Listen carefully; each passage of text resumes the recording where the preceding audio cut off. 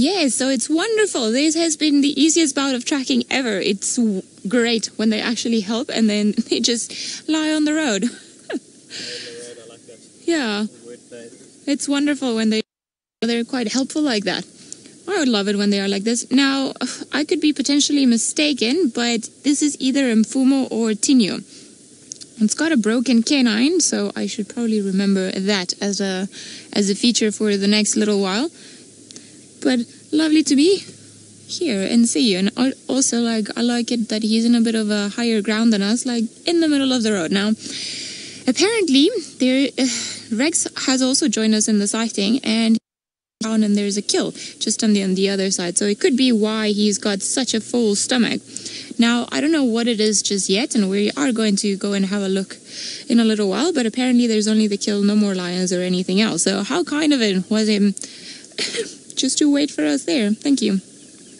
And all of you guys, you've been looking so full lately. Just proves that maybe you didn't hunt a buffalo last night, but you were definitely interested in whatever else that was lurking around. In the direction where his kill is, just to make sure that everything's still fine. Beautiful. Look at your face. Jared, you're wondering what the kill is. As I said, I'm not too sure just now. It's behind some trees, so we are going to go and take a look at the kill as soon as we can. However, I think we should just enjoy the sighting of the lion nice out in the open before we go into try and figure out what the kill is, as I don't think the kill is going to be such a nice view. Judging by his stomach, I don't think it's going to be something that big. Definitely not a buffalo, but we'll be able to have a look around just as... Oh, there we go. Are you going to yawn? Or roar? Oh, if you roared facing us, that would be wonderful, although I think he's looking a little bit too full. Now, the tracks that we had on the road were for more than... So I wonder if the rest of the pride has actually not deviated and gone somewhere else, and he just got lucky and managed to bring something down for dinner/breakfast/lunch. Seems like Tristan is with one of the preferred prey species of the lion, so let's head over to him and find out if maybe the rest of them are with him. Beautiful sighting it is, and if Tristan is with a pride of buffalo, with a herd of buffalo that is acting up a little bit, then I'm sure there's something there. Our lion, on the other hand, has decided the road is the best place to sleep in. I'm sure it doesn't want to get that wet with all the little grass and things around him. Such fat stomach, like, you cannot really blame him. Now, we did drive around to try and see what the kill was. However, I'm not going to try and go there until he decides to move from the road and we can approach the kill from a bit of a different direction. And the reason for this is because the only place where we can actually squeeze to see the kill, it's pretty much right on top of the kill. So if he does decide to go back to finish what's left, which is not that much, be a little bit too close to comfort. So rather not bother him with the kill, as we know animals can get quite protective of their kills. So let's not have a negative impact on him. And we also received, or at least I received, a beautiful whipping from a branch of a tree. I'm sure I'm going to get a beautiful bruise as proof. But that's fine. I'll wear my scars proudly. Feel the universe is, telling me to do the right thing. Now, it seems tracks for the rest of the pride carry on going down this main road all the way down there, but somebody got lucky in the evening, so he didn't follow the rest of the pride. Now he's too full and happy.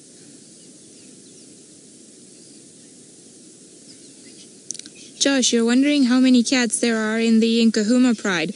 Well, as far as I'm concerned, and this might have changed a little bit in terms of the cubs. Oh, how many cubs? I think it's 6 subadult cubs and one tiny or one smaller cub, if I'm not mistaken. 5 adult females, and then what they were seen yesterday with 3 of the Birmingham boys. Now we're missing one of them, and I'm not too sure where he could be, but probably all around here. These guys hold a massive territory all around, so they've got to spend their time or split up in between all of the different pride of females and all of the different cubs that they've sired, just to protect everyone, and also just to make it very well known that this is their area. Now it seems like the clouds are coming back a little bit in, but who knows? We'll be able to shine through this morning. You can see how they're slowly moving in. That is wonderful. That is very, very cool. And hopefully the sun will carry on coming in between those bushes, and perhaps if it gets a little bit too hot, it'll force him to move. We can try and reposition. Ferg is having an... Oh, okay. On it. Go. Because Ferg is having an artistic moment, and it's definitely worth it. I apologize for the poles that are going to pop into view, but just so that you see how different it's looking, all of it. So you see the cloud cover is there, but you can see where the light is touching, and everything's now beautifully starting to get lit up. It is definitely one of my favorite times of the day when things start aligning and they look pretty as they do right now. And the black or the dark blue at the black and the contrast with the very, very bright green. I think it's definitely one of my favorite things, and it's a very typical summer sign. I love it. I wonder if we're going to get really hot today or if we're going to get rained upon really terribly.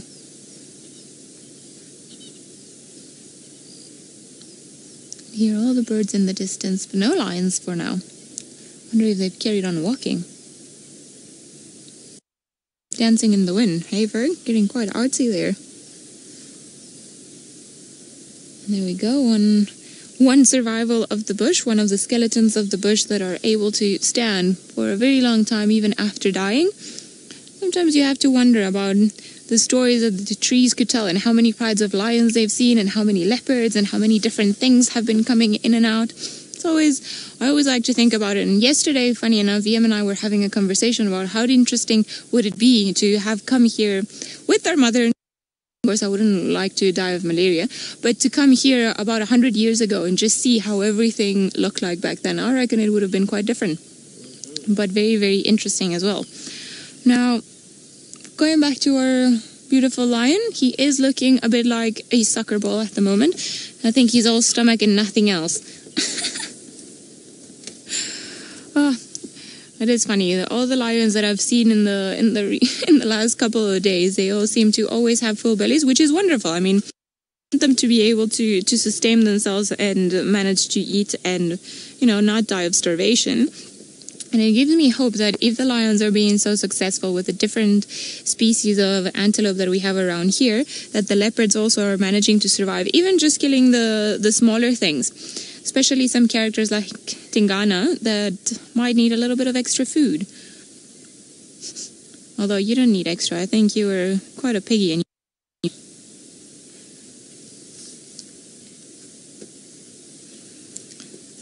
seems like Tristan has got alarm calls, so let's head over to him and find out what he thinks it could be. He did almost seem like the alarm clock of the woodland kingfishers woke him up. But I'm not too sure that he's definitely awake. He's still looking quite sleepy, and it's almost like, I should probably go and investigate and get up, but I don't really want to. But it's hard, but I'm tired. Not easy.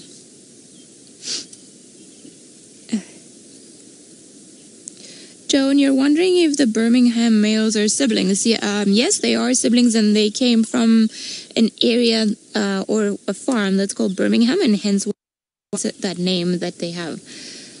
Now, not necessarily always when you have a coalition of males, they all have to be related. In this particular case, it seems that it worked, but I've seen coalitions, maybe 2, 3, 4 males, that some of them are distantly related, perhaps cousins, but not necessarily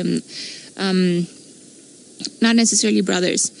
Now, it is beneficial for them to have other males or to be in groups, because obviously something stronger than one lion is 2 lions. So they tend to associate with other males, even if they're on their own. But it's not an easy thing to form a coalition of lions. So it's a lot easier, definitely, when they all already come almost like in a pre-packed package. It's the 3 of 4 of you, 5 of you, off you go. We've sorted you out. You've got a lot of siblings all together. Then it's easier when they have to go off on their own and become territorial. Now, I wonder what it is that you heard earlier on that got your head up.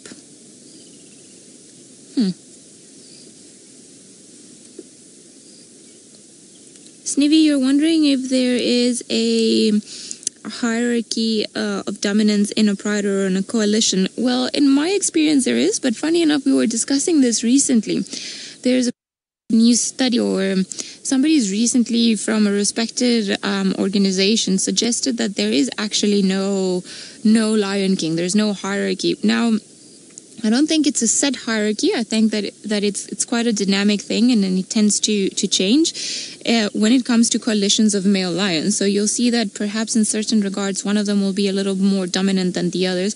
But I do think that overall there is a hierarchy even within the same coalition. You can see it by the way that they act at a kill, by how they are and who's really got access or first access to mating females.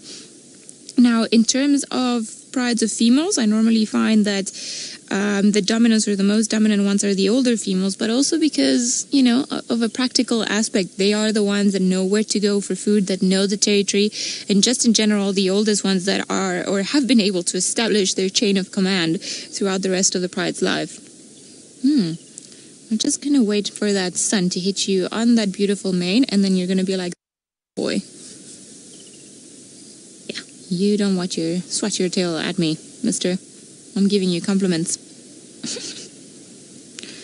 Now, it is full of flies all around us, and I'm pretty sure it's because it's the summertime, so it's more conducive for insects to be flying around, but also because of his skill. So Ferg and I, for now, have been successful enough not to swallow any of the flies that are all the way around us, but they are starting to become a little bit annoying. So I'm hoping the sun is also going to make them go away for a little while. Perhaps our beautiful companion here will move, allowing us to change positions and go somewhere else where we're not being attacked by the flies ourselves. And it just gives you an insight as to how horrible it must be for these lions to have all these flies following them all around. That's when the use of a tail actually becomes quite practical. Are you wanting to roar? Yawn?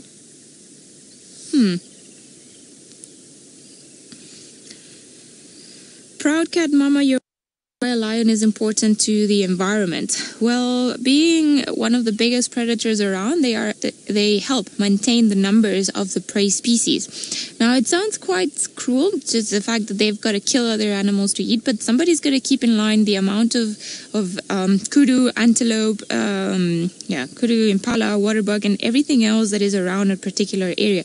Even the number, or it's got to maintain at bay the number and leopards and cheetah in some areas that there is in a specific area. So without them to keeping everyone at bay and just keeping everything under control, these other species could just very well be very prolific, but to their own detriment, because they would eat either each other or eat all the food sources. So somebody's got to... the mane of gold. And then it went all the way down. So somebody's got to keep everybody else at bay, and they keep each other in check. So without one in a particular area, you only have antelope species, then what's going to happen is that their population is just going to carry on growing and growing and growing. And some of them have overlapping things that they eat. So as you can imagine, they're going to start pretty much running out of food. So it's a good way of maintaining, how can I put this, sustainable numbers. Now, he's moved a little bit, so perhaps let's try and reposition if we can get you guys a view of the kill.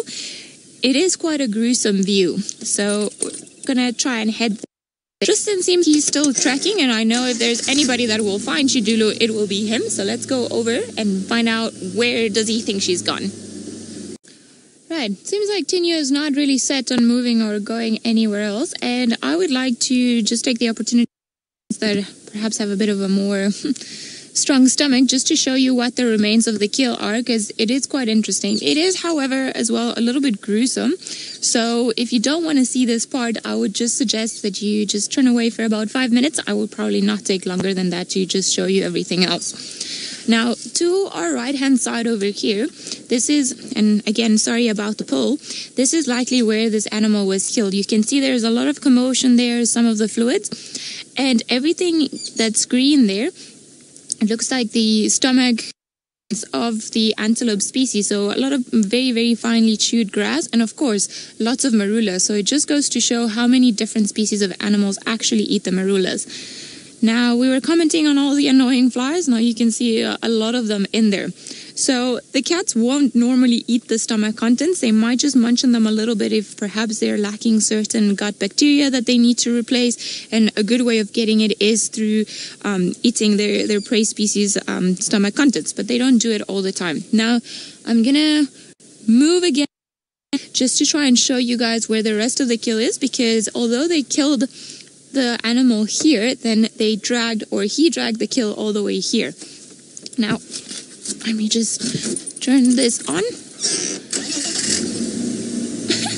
You're not looking like a really happy lion, are you?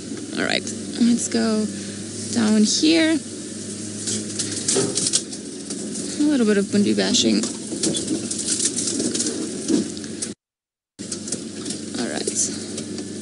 There you go. Now there's a little bit of space between us and the kill, and if he wants to come, then we're nowhere in between. So first, we've all got to like try to move around. Now you see there isn't that much left, although there is a bit of meat on the leg, so maybe that's the reason why he hasn't left just yet. He knows that there's still a little bit of meat that he can get out of this kill.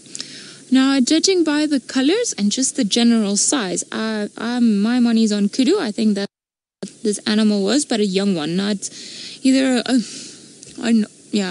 young kudu, I would say. Now, it seems like some of the organs are left and definitely a little bit of meat left in there. So probably the reason why he hasn't moved from here, even though he's looking quite full. And I wouldn't be surprised if he's actually moved the kill underneath this bush, just to make sure that later on, when it's a little bit hotter, the meat is not in direct position of the sun, which would give the kill away to some scavengers, and perhaps also just to make sure that the meat doesn't rot if it starts getting a lot hotter throughout the day, but also just to be able to hide himself from any other prying eyes from any other species that might come around. Now, I think the rest of the pride might not have been here just because there's still a little bit of meat left, and I think he just sort of fell behind and ate the rest, or perhaps even chased everybody away from this particular kill, because, when you have a pride of females and then as well, of course, so many cubs, then they would probably finish this very quickly and just go through every little single piece of meat that's left, because, well, it all means food. So I'm leaning to consider that he actually made this kill by himself, and then he's been eating most of it by himself, hence why he's got such a massive stomach. Ooh, right. I think we're not going to show you guys a kill again, but we'll see. Debbie, you're wondering if the birds have got pressure from any other males. Well, not for the time being. They are quite settled in their territory. But you never know what other coalition might come from pretty much anywhere in this area. We form part of a bigger ecosystem, so we could have males coming either all the way from Kruger, from Manyeleti. Well, they came initially from the Timbavati, so it's all a massive area that's interconnected, or, from the southern part of the Sabi-San. So for now, they haven't had much of a challenge there, and I think in the last maybe year or so, 2 years, they actually haven't been all that challenged by anyone. The Majingalan were around about 2 years ago, and perhaps they were the ones that they struggled a little bit, or the ones that they had to fight off in terms of their most southern boundary. But other than that, I think they've been fine for now. Would be interesting to see if they carry on pushing south, and they're definitely going to find some big coalitions of males. John, you're wondering what is the largest coalition that I have ever seen? Well, in terms of males, actually, it's the Birminghams, when there were 5 of them. Yeah, I think that would be it, because I didn't get to see the Mapojos, and then the Majingalans, I never saw them together. So I think the Birminghams would be the winners in that regard. Now, there is talk of a massive coalition of males in the crew from where we are. That's about 9 of them, but we'll see if, that actually does eventually come our way, and if it's actually 9 of them. So I think the Birminghams are the biggest ones that I've seen. Having said that, there are other ones that I haven't seen. Proud Cat Mama, you're wondering what part of the kill has got the most nutrients. Well, the organs are generally the most nutritious ones, as they have all sorts of enzymes and vitamins and everything else that the animals need to survive. So this is part of the reason. Also, it's probably because they're the softest parts. They are the few bites that go first when an animal makes a kill. So you'll see for lions and leopards, they're normally just open up the carcass around the stomach, take the stomach content out, probably the stomach and the intestines. They won't eat too much of that, but the rest of the organs, the heart, the liver, the lungs, they eat them straight away, and then they proceed with the rest of the meat. Now, they never leave anything eaten, let's put it that way, because everything represents a food source and nutrients and just whatever it is that they need to carry on sustaining themselves. I think Tinyo's a little bit too fatty on the road. Right, just to be mindful of any sensitive viewer that might consider this a little bit gruesome, I think we've had a good look of the kill. So I'm going to move around and head back, hopefully get a bit of a different angle of Tinyo. Hopefully we'll get him head on again. So I'm just going to move a little bit. Trish, you're wondering if the marulas are not digested.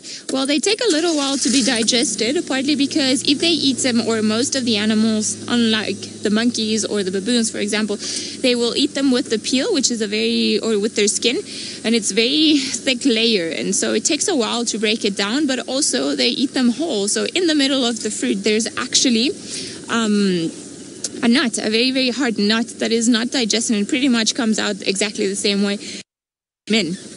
So that's why most of the time when you see, for example, elephant dung, you see all the marula fruit in there. It's pretty much the same as it walked in. However, the elephants with their sharp teeth, or not sharp but strong teeth, are able to break them open and then get to the juicy part. Right, there's a kill. Where's Tinyo? I want to make sure that I don't surprise him on the road.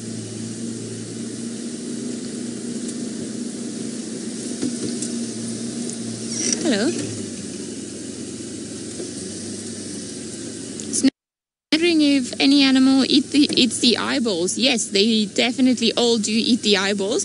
It is one of the first things, as I was saying earlier, that the animals eat when they make a kill. So they go for the softer parts first. They'll open the stomach, and then they'll go for the cheeks, the eyes, and just pretty much all of the things that don't require a lot of effort for them to chew through. So they definitely, all of them, eat the eyes.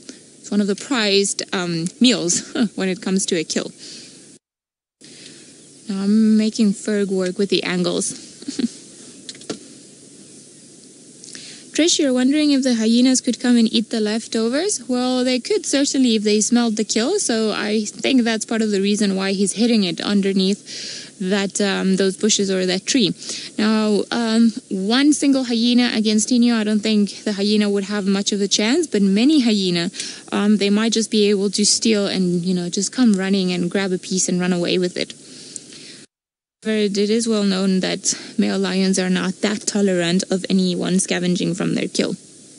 Having said that, though, it's funny because in certain areas where you have too many hyenas, you'll find that it's actually the lions that try and scavenge from the kills that the hyenas make. But in this particular area, I think we see it more when the hyenas come and then try to scavenge either from the leopards, which we see pretty regularly, or they scavenge from the lions. Sorry, I'm on the radio, so I just need to answer this radio call quickly. Standing by, Aubrey. Affirmative, you can make your way.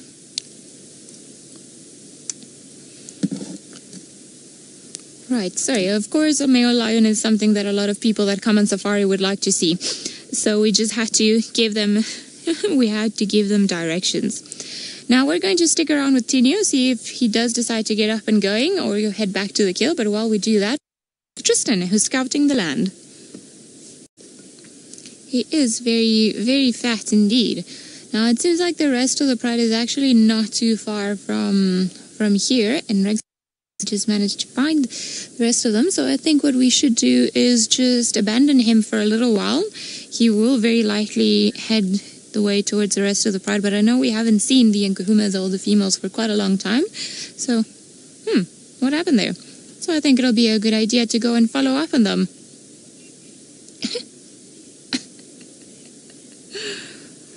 Blue Kazi, you're a new viewer, so welcome to our safari adventures. The manes on the male lions have few different purposes, but the first one, or the main one, is just to protect the face and the ears of male lions when they either go hunting or more likely when they fight with other male lions for the dominance of a particular territory. Now, it has also been suggested up to an extent that the male lions have such big manes because lions are such aggressive animals towards one another, as females of females towards females and the males towards males, that it's a good way of identifying from a distance if whatever it is that is approaching, it's a female. It's just to try and prevent unnecessary fights if you can see from a distance that whatever it is that approaching is a male, but also just to be able to look after your cubs in case it's an unknown male that's approaching. Right, Tinyo, thank you very much for being a champion and just staying around there. We are going to leave you to your beautiful siesta, and we're going to try and head off to see if the rest of the pride is actually just a little bit further down the road. Seems like there's a kudu back just behind crossing the road. There we go. I think it was potentially one of its companions, what Tinyo ate. I think this one's lucky because Tinyo is very full. Perhaps this is what he heard earlier on when he raised his head. Just a kudu dashing through the bushes and then quickly realized what it was, didn't really care, went back to sleep. Right, let's try to move around and head there. Well, he's still in a very comfortable position, but he's moved back to where we saw the kill. Now, I think he's dragged the kill a little bit further towards where he is, as we cannot see it from here.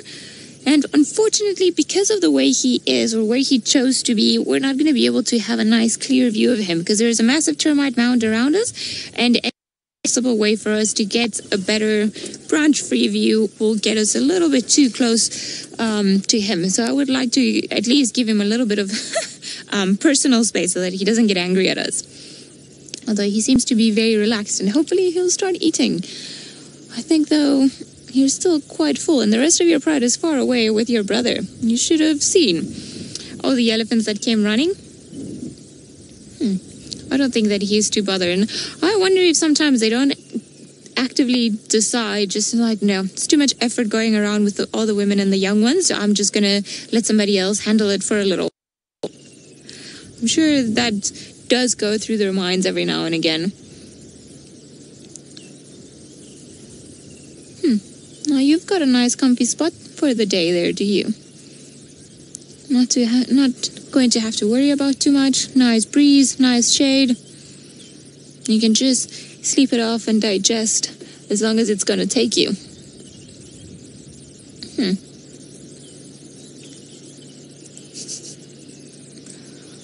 I can't believe just how lazy and how happy he seems to be. I mean, this is probably just as good as it gets for a full belly, the wind in his mane, not too sunny. Peace and quiet all around. And I'm impressed to see how many more scars the Birminghams in general, all of the different boys that I've seen so far, they've got on their faces since I last saw them, which was, again, a few months ago, but it seems like they've been in a few fights, and I'm sure some of them probably due to mating and some of them due to hunting, but they are looking more and more like warriors to me. There's an extra amount of, of scars, of witnesses to what they've been up to. They are still looking very regal, though. Very big and powerful, and their manes have definitely grown even a little bit fuller since I last saw them. Which is interesting, because you see them all the time, but until you see them, or you stop seeing them for a while and then you see them again, then that's when it hits you and you're like, hang on a second, but some things have changed indeed. Sometimes the changes on a constant basis that you won't realize as soon as they happen, but perhaps only a while later. So it would have been nice for you to play with the cub. He was definitely needing a partner. Maybe you're wondering if lions will stay with the kill, guarding it until they've finished it. Yes, that is what he is doing. He still had a little bit of meat left, as we saw in the morning. So there's really no reason for him to the kill, or just to go either and join up with the pride when he's got all he needs right here. There are quite a number of puddles and a dam not too far away, so if he gets thirsty, he can go all the way there. But I think he's just going to stick around until he finishes that kill, perhaps go for water, and then, only then, will he actually start searching out the rest of the pride and perhaps try to join up with them. Now, when it comes to predators, it's all about and how, if it's worth the risk. So for him, it's not worth going somewhere and trying to start over the hunting process, because successful every time they go and hunt. Sometimes only, 4 or 5 times out of 10 do they actually manage to bring something down. So the fact that he did manage to bring something down and that he's got it here, he's got no reason to live at all.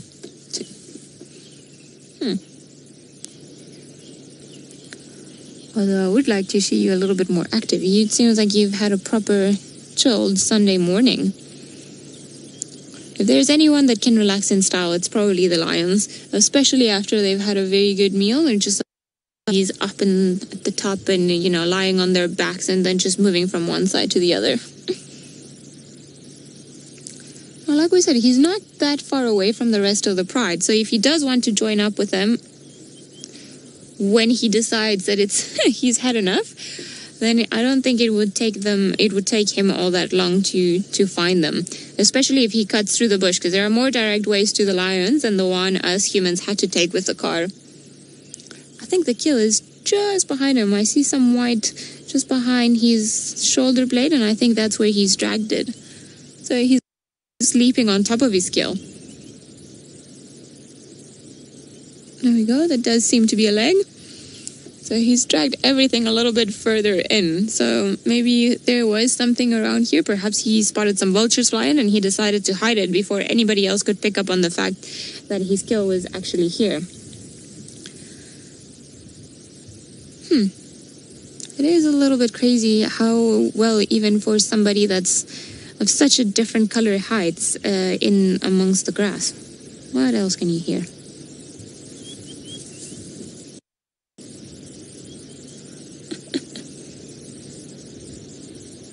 It's always... Oh, there's a ground hornbill on the dam cam. Right. I think we're going to leave the sleepy lion then and go to the ground hornbill on the dam cam, because we did hear them this morning and it would be wonderful to see somebody that's slightly more awake on a Sunday morning. So we know where Tinyo is going to spend the day. Probably also know where the rest of the Nkahumas are going to spend the day. So let's carry on missioning and enjoy the rest of the beauties that Africa has to offer. Now, I just got to think about for a second of how I'm going to get out of here. I think forward is probably the best way. And then we'll do a little bit of a loop around. Right, Tinyo? We'll see you a little while later.